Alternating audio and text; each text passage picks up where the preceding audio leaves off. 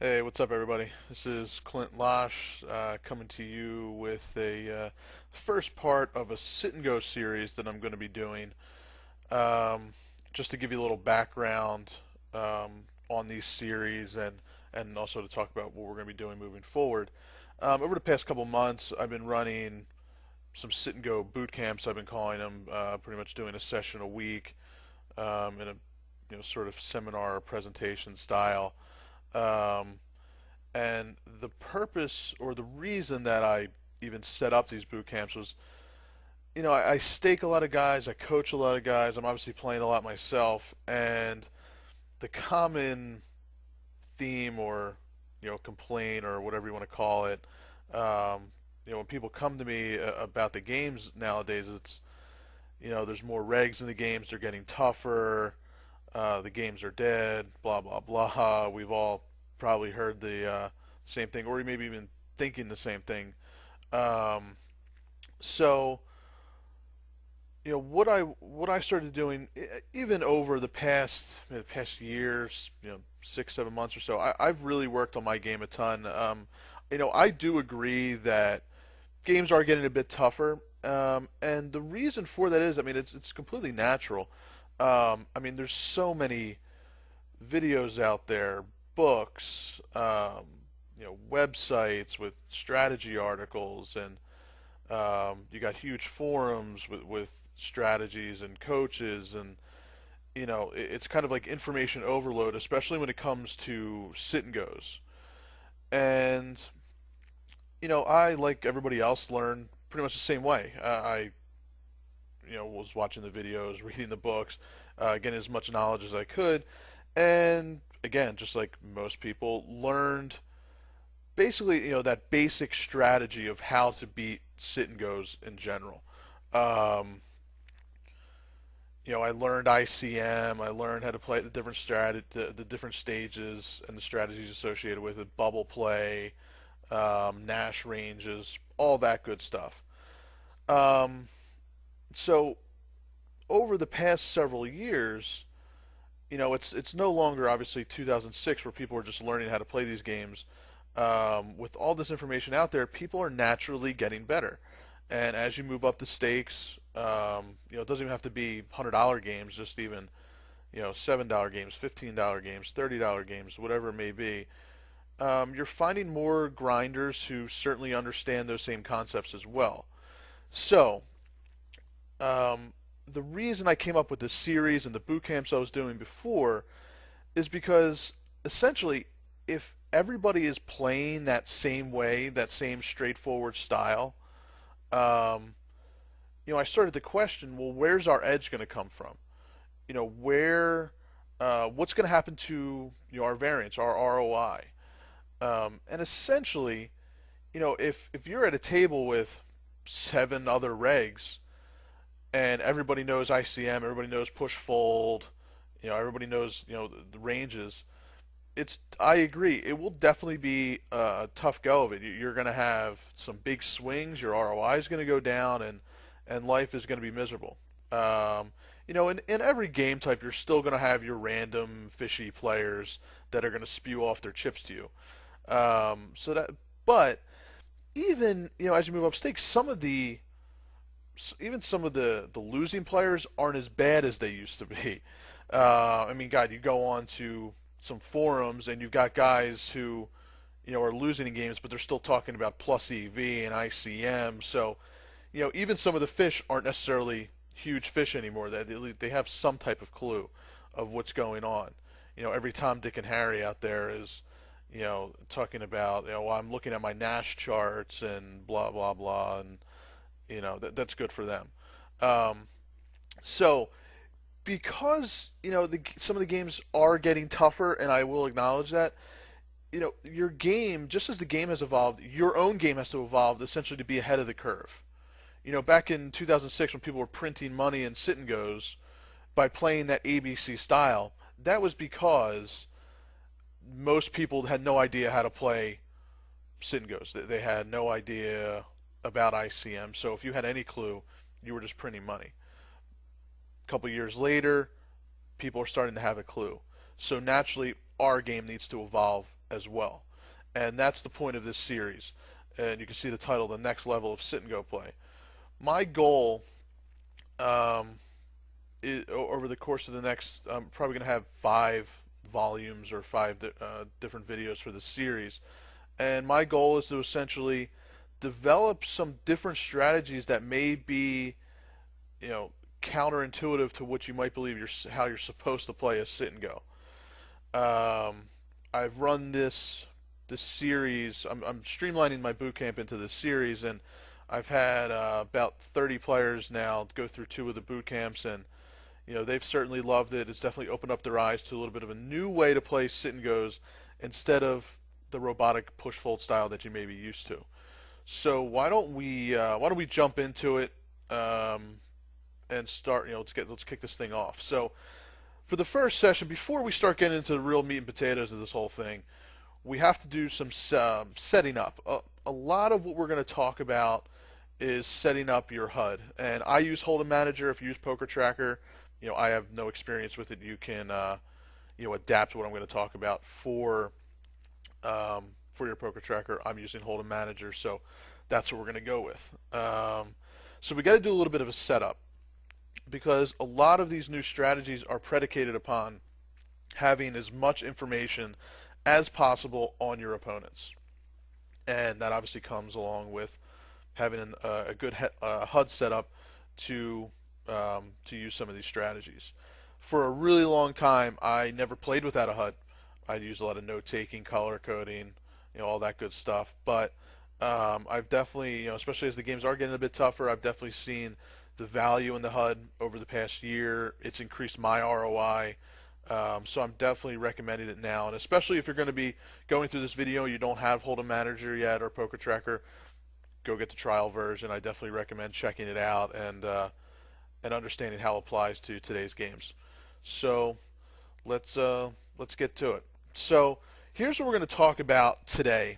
We're going to talk about that old sit and go style, that 2006, 2007 style. We're going to review what that is and how we're going to start deviating from it a bit, which is obviously introduction to the new, more advanced sit and go play. So like I said, today we're going to get some Hold'em Manager set up, HUD set up.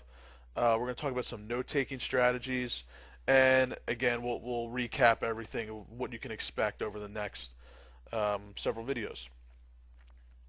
So this may look familiar to you, and this is what I'll consider the old style, old sit and go style.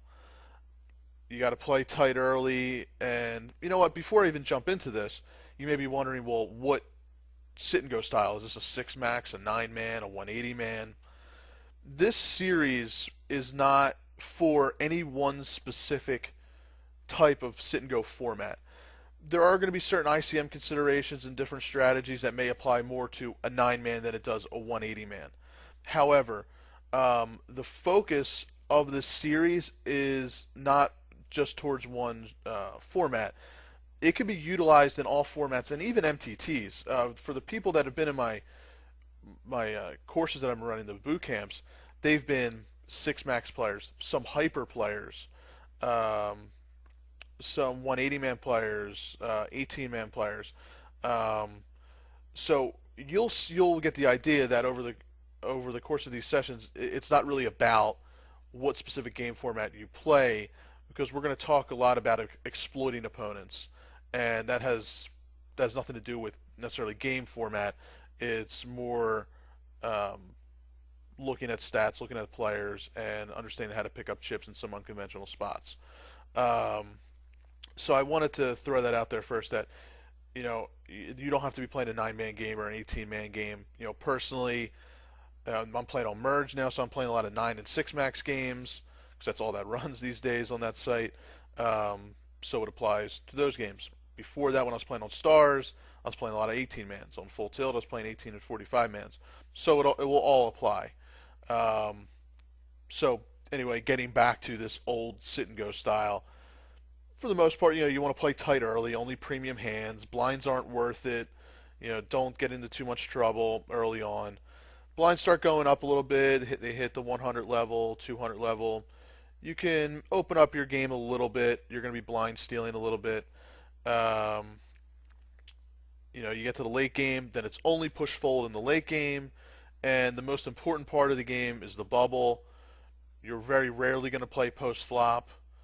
Um, once you hit 10 big blinds, obviously we all know that's all you can ever do is play push fold. That's kind of sarcastic because in a future session I'm going to try to refute that 10 big blind shove concept and show how we can possibly get some better edges than other players are. There's the magic 2-to-1 rule. Whenever you're getting 2-to-1 odds, you have to call, if it's like an all-in, you have to call the all-in. We're going to refute that. Um, and just in general, the sit and go style is about playing unexploitable, playing plus EV, using sit and go wizard, plugging in your game, looking for all the nice green check marks and red X's of where you went, or where you were correct or wrong with your different shoves. Your Nash charts that you might have in the corner of your screen to figure out when you should be pushing and folding and calling. That's all unexploitable stuff. Well, that again may have printed money at sit and goes in 2006, 2007, and it is still a profitable way to play. Do not get me wrong. When I take on a student for coaching and he has no idea how to play sit and goes and he's just starting, this is how I teach him to play first. It's important to get these basics down. But once you have these basics down and you're moving up the stakes, you're doing well, and maybe you hit a wall. Maybe, like I said before, you're at a table full of regs, um, and you're just not achieving the ROI that you're looking for. You're finding more variance in your game. Well, that's where we can start referring to a more new and improved, and and you guys will get tired of me saying this, but the magic word of this whole series is going to be exploitable. Um, I'm going to be like a broken record here talking about exploitable, unexploitable. But essentially, what we're going to be doing is developing some strategies so that we're actually changing from unexploitable to being extremely exploitable. And what I mean by that is we are going to be looking to exploit our opponents. In turn, that opens ourselves up to being quite exploitable as well. But as you will see, I'm not concerned about that at all because you want to know what? 99.9% of the players that you're going to be playing against have no idea how to truly exploit you anyway. So don't even worry about that. Um, we'll get into that in more in depth later today, and then more and in future videos as well. But essentially, what we're going to be doing as far as exploiting is really exploiting the other regs. Once you understand this style of play, and you understand that most of your multi-tabling ABC regs that are profiting from their sit and go game, once you understand that this is how they're playing, we can essentially use that against them to develop some anti-strategies to exploit them and ultimately actually look to increase our ROI potentially and lower our variance. So we really don't need to be afraid of, if you're playing an 18-man game and you look at the lobby and you've got 10 or 12 regs in those games. I'll mention 18-mans a lot. That's a lot of what my references has been with 18-mans. And I coach a lot of them. I stake a lot of them. And I certainly understand that at the $15 level, $30 level, for whatever reason, regs have just flocked to the 18-man games. But I don't think that's also a reason to just leave them as well. I think naturally they'll start leaving once they realize, there's a bunch of good players in the game, so there's no money to be made anymore. That's what you'll hear. I wholeheartedly disagree. The whole point is you can't just go in there bullheaded and say, well, I'm going to play my same strategy and everybody else is going to play their same strategy. I'm going to hope that my all-in shoves work better than theirs. It's just not going to work. So we need to evolve our own game and adapt, just like anything in the world. You want to look to evolve and stay ahead of the curve, before the games pass you as well. So just as some concepts, we'll talk about, I say RC and RF. We're going to be instead of just playing a push-fold game, we'll do some more race calling, race folding. I'll talk about a concept of buying your position at the table. You might be in middle position, but we might be able to buy the button. I'll talk about that probably in I think it's in video 2. So a lot of what this course is going to be, we're going to be talking about the regs and how to exploit the regs.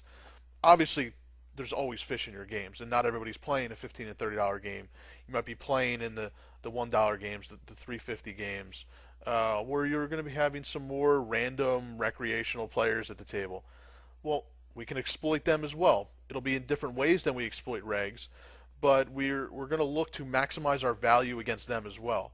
They're always going to spew off their chips, all in at the 15-30 level with, ace 9. But there's also some times we can look to build some pots against them, isolate them in position. Just as an example, I see so many times people will fold their hand on, in the cutoff because, oh, the blinds are loose. Well, you know what? Even if they are loose, playing in position against them, there may be some value to doing that. So we'll talk about that, go through some hand histories to illustrate that more clearly, but just want to kind of give you a little taste of what you can start to expect. And also, post-flop play is almost null and void to many sit-and-go players, just because it's pretty much you fold your way to the push-fold stage, you push-fold and call it a day. Well, we're actually going to be utilizing a little bit more post-flop play, and again, just as an example, we're going to definitely be doing some more double and triple barreling. I used to be totally against doing that because when you're wrong, it's a little bit expensive, but there can be some times to do it, and we'll illustrate that as well. Now, another concept that's, I'm sure, very familiar to all of you is the plus EV concept. That's certainly been shoved down all of our throats of, is this play plus EV? Was this plus EV? Was that plus EV? Well, it may be plus EV, but what I'm going to question now is it optimal? And that's what we're shooting for, is optimal play versus plus EV. Optimal, don't get me wrong, is plus EV, but it's more plus EV. So that exploitable play, when used properly in the right scenarios, can give us some better edges or plus EV numbers than, for example, if you were to just plug in a push-fold scenario into Sit-and-Go Wizard and it spits out your, this has a 0.2 edge on this play. Well, we're going to be outperforming those, and that's going to be for session 3. We're really going to talk about analyzing some of the push-fold edges and what you may be already doing about certain 10 big blind pushes and how we can actually outperform some of the edges that Sit-and-Go Wizard is spitting out to us. So that's essentially a quick overview of where I'm going to take the next several videos. And each video will have its specific topic. Again, today is going to be more a setup to get us prepared. So not as much of the meat and potato stuff, but it's definitely a necessary first step.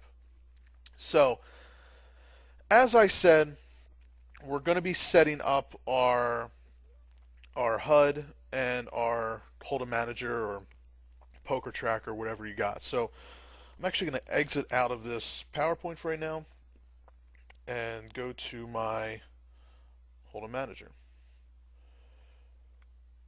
So first step I said is setting up your HUD filters. I don't know if you are doing this, if you aren't doing this. I personally prefer doing this. You have an option, when you have your HUD up and you're playing, you have your stats for the player. The question I'll ask is, are those stats of the players changing based upon how the game is going in terms of their effective stack or number of players at the table? When you are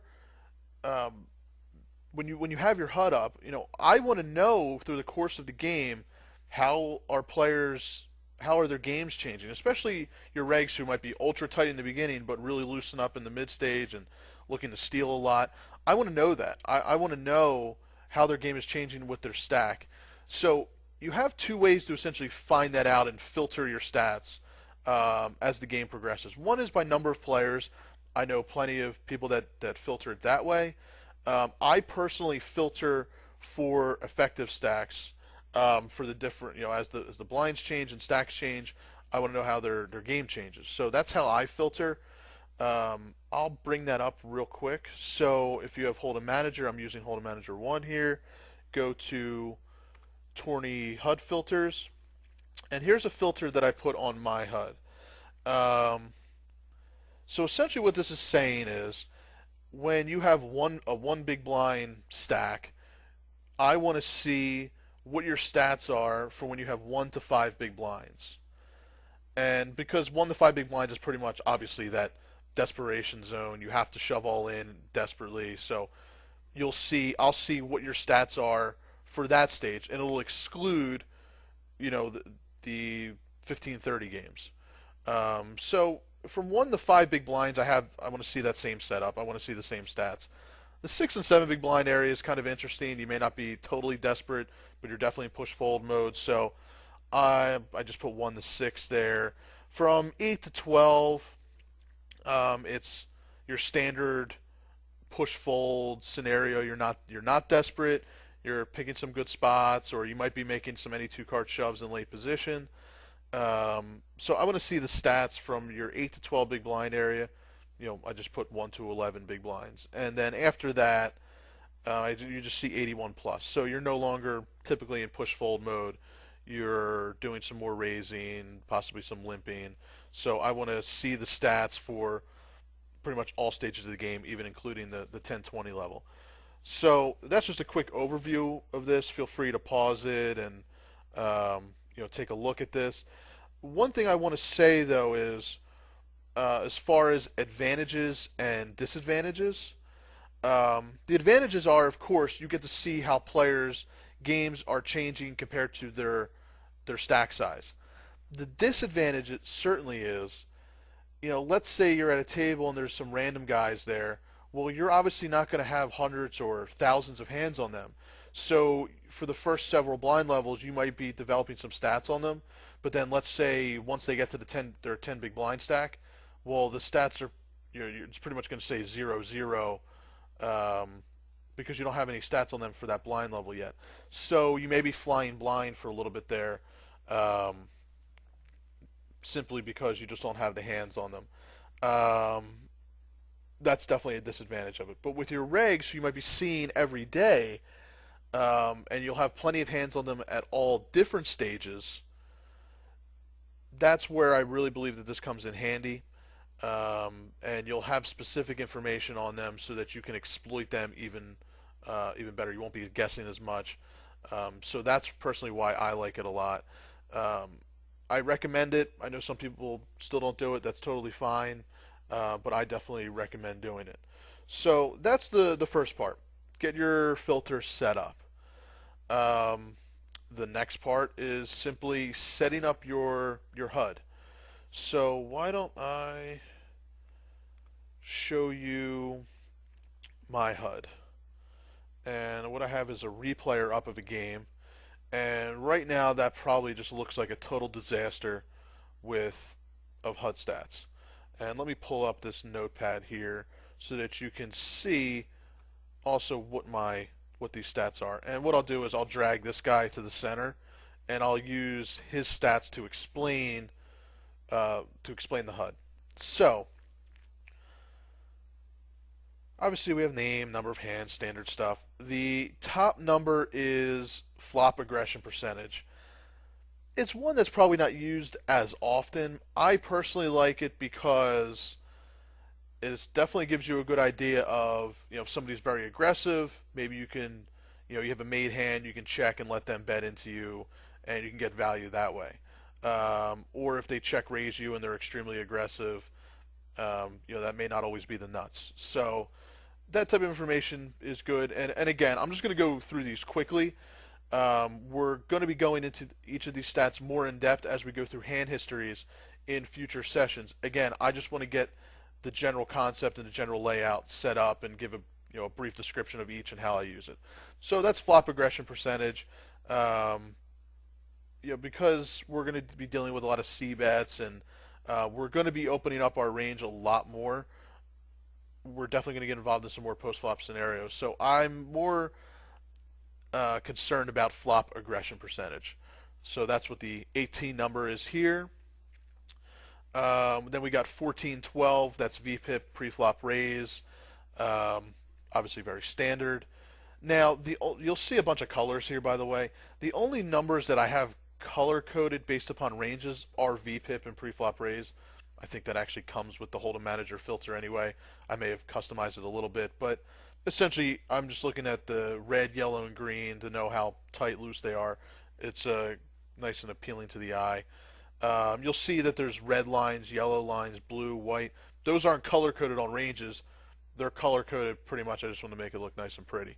Um, so when you're scanning tables and you're multi-tabling, it's easy to kind of see the different lines, and you know you you know that what color pertains to what specific stats. So that's the color code. So don't think that there's anything too specific there.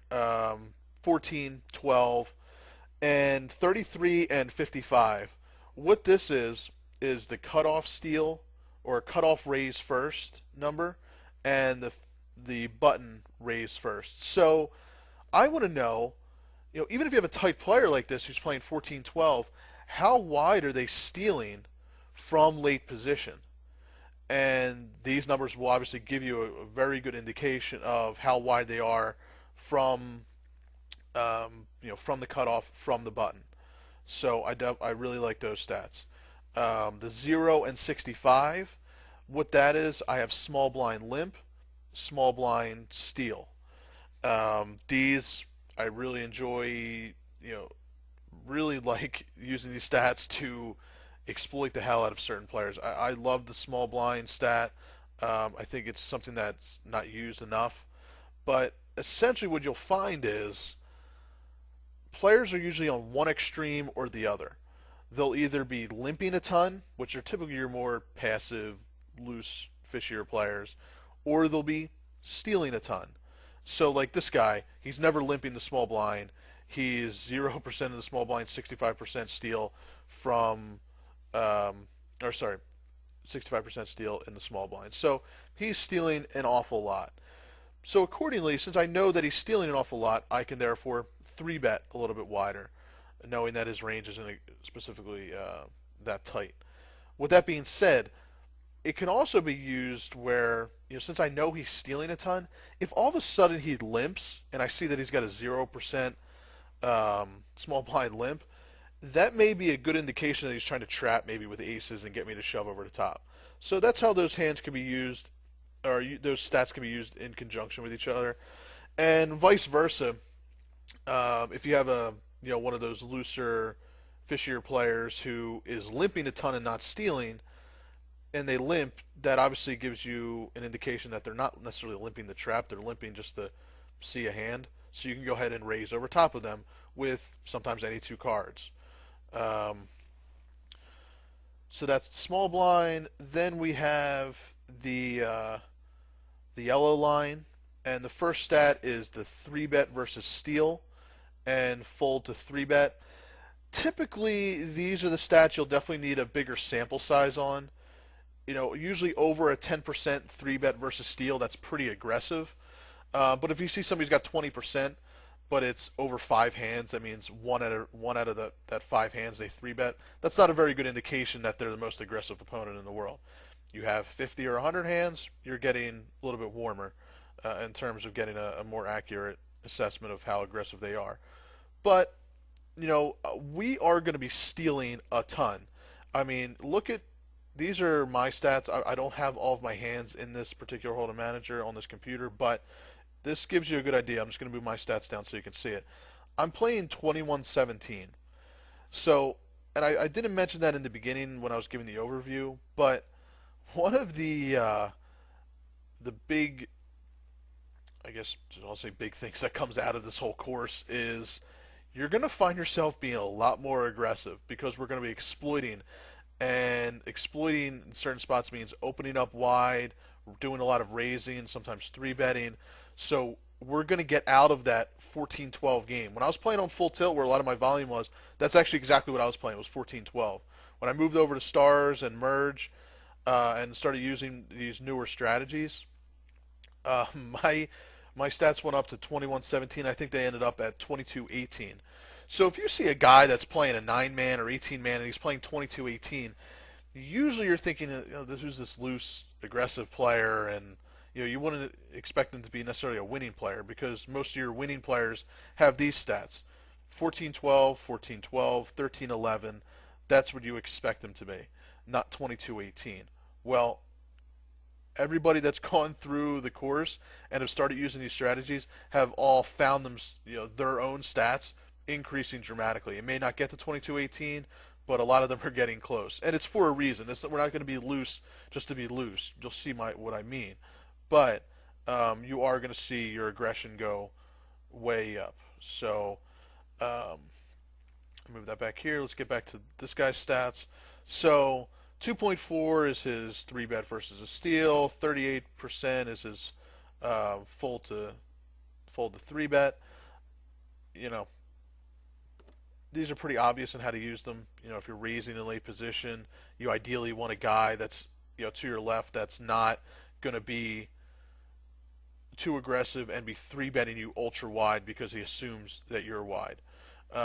So typically, like I said, 10% 3-bet versus steal over a half decent sample is a good indication that they're going to be 3-betting you when they expect you to be opening wide from the small blind, from the button, from the cutoff.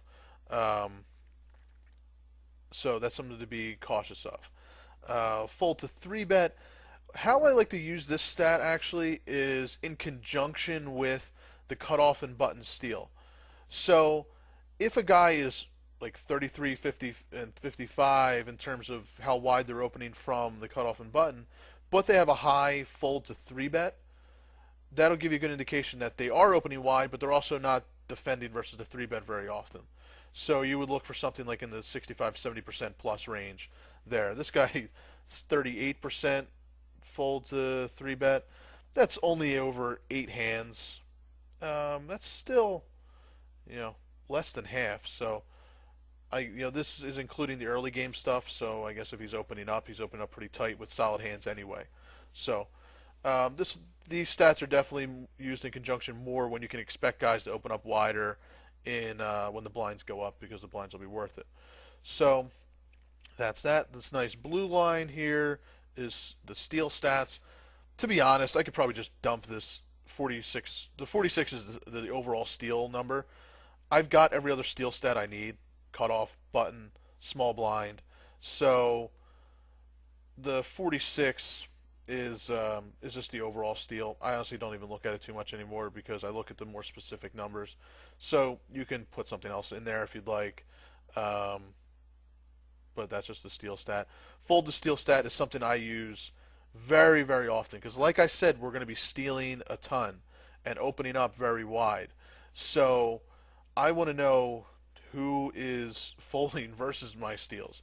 And obviously this is used in conjunction with the 3-bet versus steal. But it's also key to look at the chances, how often they're folding over how many hands. And you'll see here, if you look at the little pop-up there, versus a steal, the fold 83% over 12 opportunities, 79% over 29. That's a pretty good indication he's folding a good bit. But I definitely recommend you can put this right in your HUD as far as the breakdown of small blind and big blind fold to steal.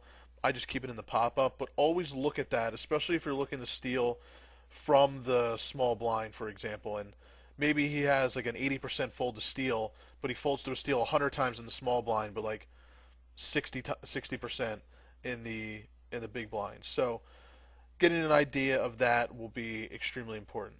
And again, we'll get into this in more detail in future sessions. I'm just going to blow through this just so you know what these numbers are and it doesn't just look like a total disaster of numbers up here. Final numbers, last line, C-bet, fold to C-bet, pretty self-explanatory. I think most people use that in their HUD as well. We're going to be playing a little bit more post-flop, so folding to a C-bet is definitely going to be a big one, how often they're folding to a C-bet. So that's the quick overview of the HUD and what I'm going to be referencing throughout the video. And like I said, the next video actually is we're going to talk about these stats more in depth. We're going to go through hand histories and show what I'm looking at the table, and how we can be stealing really wide. And so that's when we'll go into some more depth with each stat and how to interpret them. But just wanted to get that in front of you. So what's the next step? Oh yeah, filter for shoving ranges for regs. So here's something you can do. When you're looking to review your games, and let me minimize all this.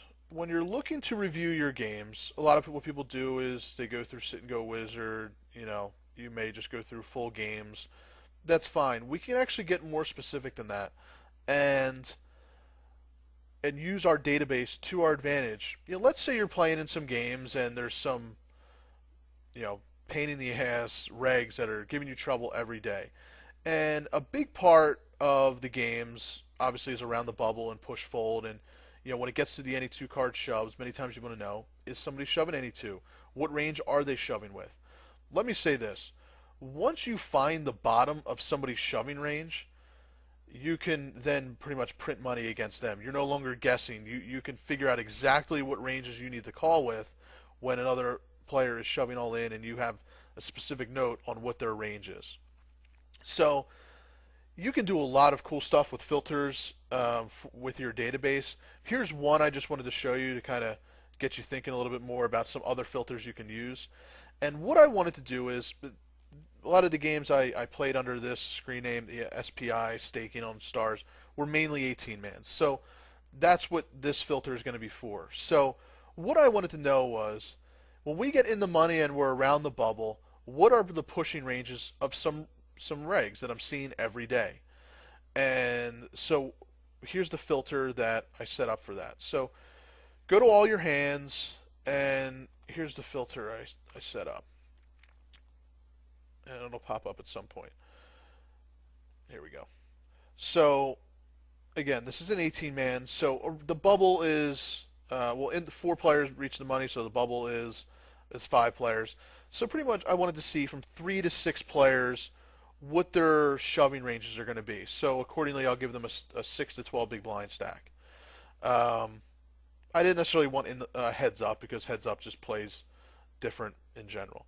I don't necessarily care what position they're in, but I do want the pot to be, or the hand to be unopened. So it's folded to them. I want to see what range they're shoving. That's the quick filter, and just one more filter, and all in pre-flop is true. So they're getting it all in. So that is the simple filter that I use to find their regs pushing ranges, their pushing range for the bubble stage of an 18-man.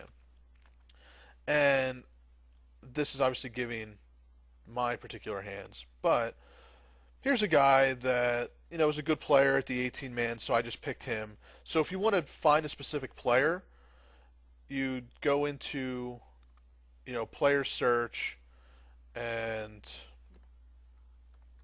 so you type in the guy's name, and hopefully at some point his hands will come up. So like I said, I don't have my normal amount of hands in here, so this hopefully should be more.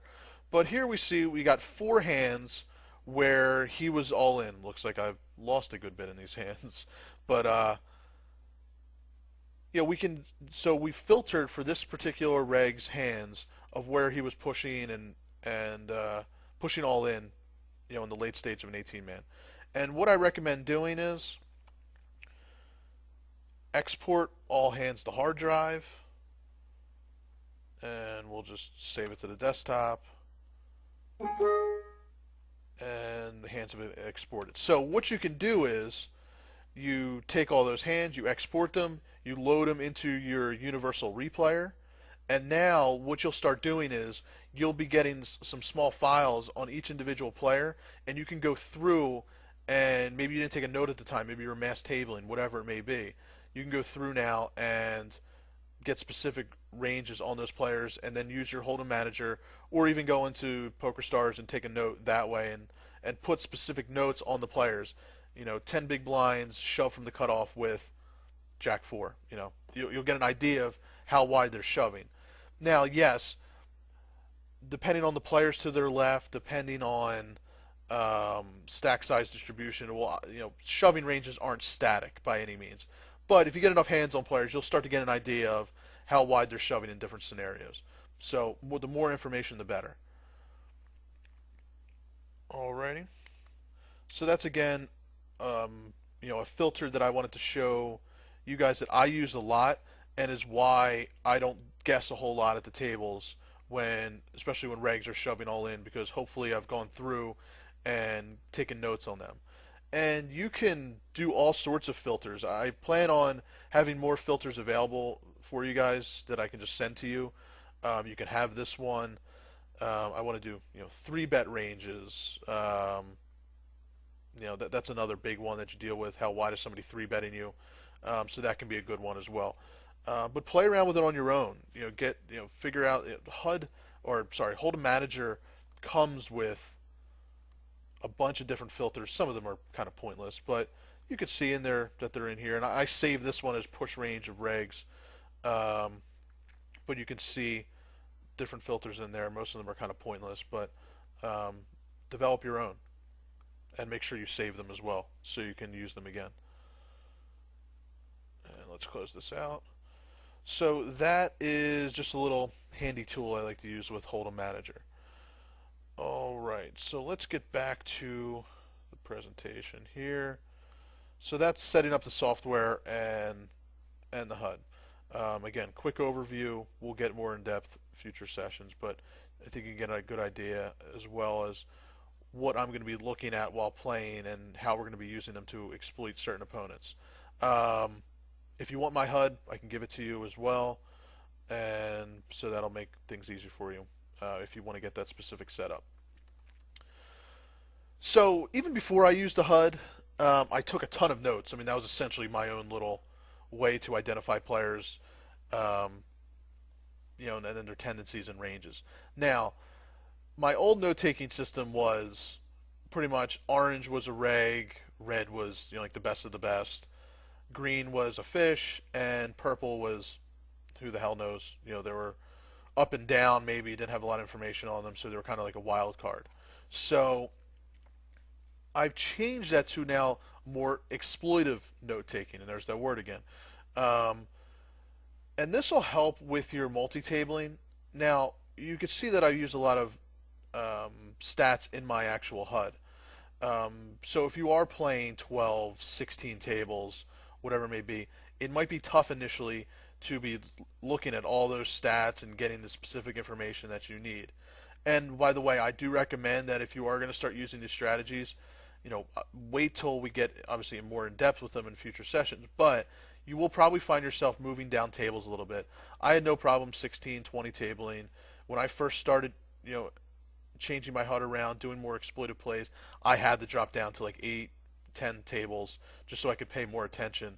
And now it's more automatic, and I'm back up to playing 14, 16 tables when I can. Of course, I'll merge. That's a bit difficult these days, but I have no problem doing that. So you'll find yourself adding more tables eventually. But one thing that can help with your multi-tabling is taking notes as well, and because if you want to know if somebody's tight or loose, obviously you look at their stats. If you can color code them, that's a quick, easy thing to your eye as the tables are popping up all over the place. You get to see, well, I got a green and a yellow to my left. So that can be a quick thing for you to realize as well, instead of just looking at the specific stats. So this is what my color coding system was on stars. Merge is a little bit different because they've got some weird icons you have to use, but yellow is typically your ABC, not necessarily I use passive, not sure if that's the correct word, but probably your more ABC reg. They're not 3-betting a lot, they're not calling raises at all, they're just, maybe they're mass tabling, they're playing very tight, guys you can steal a lot from. Green, still kept as a fish, but I labeled that as a fishy player that will defend. Maybe they're calling a lot, maybe they're 3-betting a lot, so guys you probably can't open up too wide against. Light blue, your tight passive fish. This is more just like the yellow with the reg, guys that aren't going to necessarily defend a whole lot. But I think it's important to label regs versus fish. Um, it'll give you a good idea of certain ranges just by knowing whether they're a good player or bad player. Blue and purple, you always, the fishy players, the recreational players, obviously they limp a lot. They at all stages. So, but you want to know, is it a player that will limp and then fold when you raise, or limp and they'll snap you off with King 10? So knowing that specific information is extremely helpful. So I like that information. If I identify them as one or the other, I'll try to label them as such. A red is your aggressive reg, the tough, solid players, and orange is a reg with no info. I'll just, if I just know he's a winning player, I don't have a lot of information on him yet, I'll just label him as a reg, so to give me a good idea of, how he's going to play at different stages of the game. Now, a question that was posed to me was, well, what if you get a fish that is defending a lot, but is also a limp calling fish? So you can't obviously label him green and purple. Um, Pick one that's you find. I personally find the more important one to be, are they defending when I steal and when I open up? So I'd probably label, if I have a fishy player, a losing player that's defending a lot but is also limp calling, I'll probably label him as green, but also be sure to make a note that he's also will call when you raise over top of his limp. So just use some common sense with that as far as what information you really want to know, and just continue to take notes. So that's the note taking that I use. You don't have to have these exact colors, but just to get you an idea, this might help you as well with your recognition of what type of players are at your table. All right, so that was the overview of what you can expect from the course and just getting your HUD and Hold'em Manager set up. Um, and now, what I expect though by the end of this series is hopefully you'll actually be playing a lower variance, higher ROI game. Now, lower variance and being loose and more aggressive, most people don't consider those to go hand in hand. The way we're going to be playing, I actually do. Um, so we're going to be loose, we're going to be aggressive, we're going to be doing it for a reason in specific spots. So overall, I feel that you'll be playing a lower variance game, and a lot of that is because what we're going to be doing is picking up chips, essentially in unconventional spots.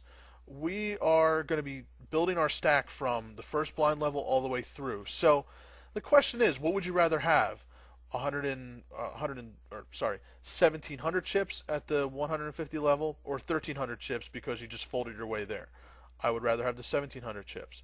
And when you have more chips at the different stages, essentially what that'll allow us to do is be raising to steal rather than pushing all in to steal, um, which I find is extremely important because most players that are playing even a good push fold game, every time they get around to the bubble, every time they're looking to steal, they have to shove all in. And every time you shove all in, you know what? You risk getting knocked out. So if we can change that to, hey, we don't have, we have enough chips now where we don't have to shove all in to steal, we can raise. That's going to save your game sometimes. It's going to be, you're going to feel much more comfortable and much more in control. So that's what I mean by playing a lower variance and potentially and hopefully a higher ROI game.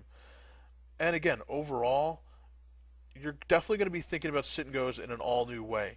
We're going to get out of that zombie robotic style of you have 20 tables up, you're playing only aces and kings and queens and ace king at the early stage, and you push fold in the mid stage and late game. That's the robot way of playing. We're done with that.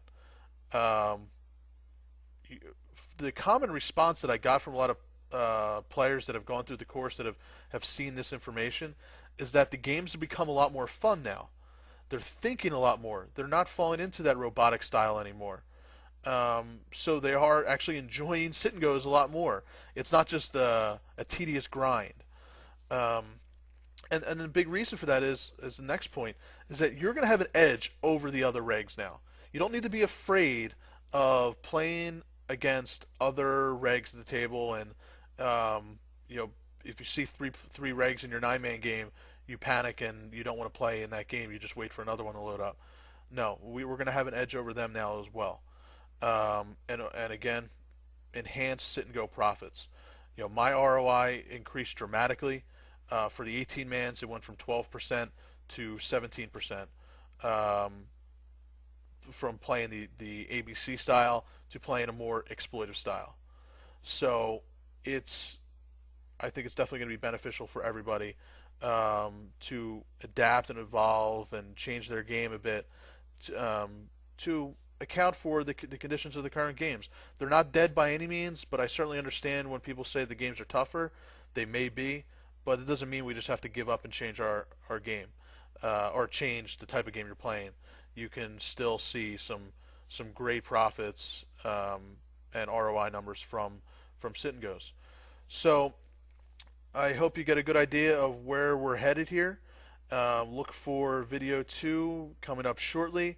In video 2, we're going to be talking again about how to use those HUD stats that we went through today and use them to start really exploiting opponents and definitely picking up chips and adding to your stack in some very unconventional ways that I guarantee 99% of the other players are not doing. So hope you enjoyed. Feel free to fire away with any questions. Video 2 is coming shortly. See you guys later.